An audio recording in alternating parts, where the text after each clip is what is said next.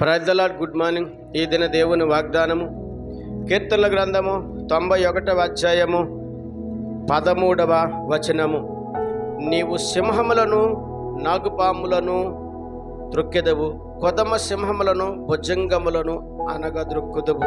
అవును, దేవునికి ప్రియ సహోదరి సహోదరుడా, ఈ దినము నీవు నివసిస్తున్న నీ యొక్క నివాస స్థలములలోనైతేనేమి, నీవు నివసిస్తున్న మరి జనుల మధ్యన అయితేనేమి, మరి వారి యొక్క అనగా నీవు నివసిస్తున్న మనుషుల యొక్క స్వభావములు అనగా వారు మరి సింహముల వంటి వారు అనగా మరి మోతిబారితనముగా నిన్ను నీ కుటుంబంపై అనేకమైన అబండాలు అపనిందలను వేసి నిన్ను మరి దుఃఖానికి గురి చేయాలని చూస్తున్న మనుషుల మధ్య నుండి, అలాగనని నాగుపాముల వంటి అనగా పాము వంటి మనుష్యులు అనగా మరి పాము వంటి మనుషుల మధ్య నువ్వు జీవిస్తున్నావు కనుక, మరి పాముకు 2 నాలుకలు ఉన్నట్టుగా 2 నాలుకలు గల మనుషుల మధ్య నీవు జీవిస్తున్నావు కనుక, అటువంటి వారి మధ్య నీవు జీవిస్తున్నావు కనుక వారి నుండి నీకు ఎటువంటి విష ప్రయోగం అనగా విషపు మాటలు నీకు అంటకుండా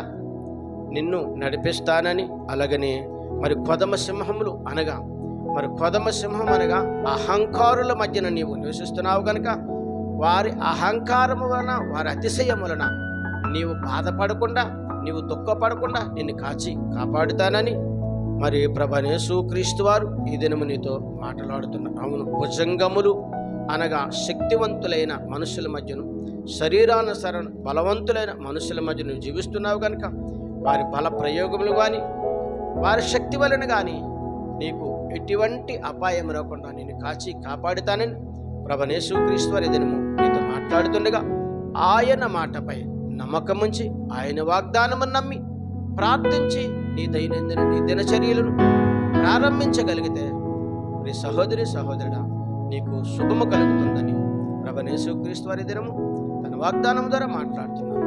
ఆమేన్. ప్రార్థన చేద్దాం.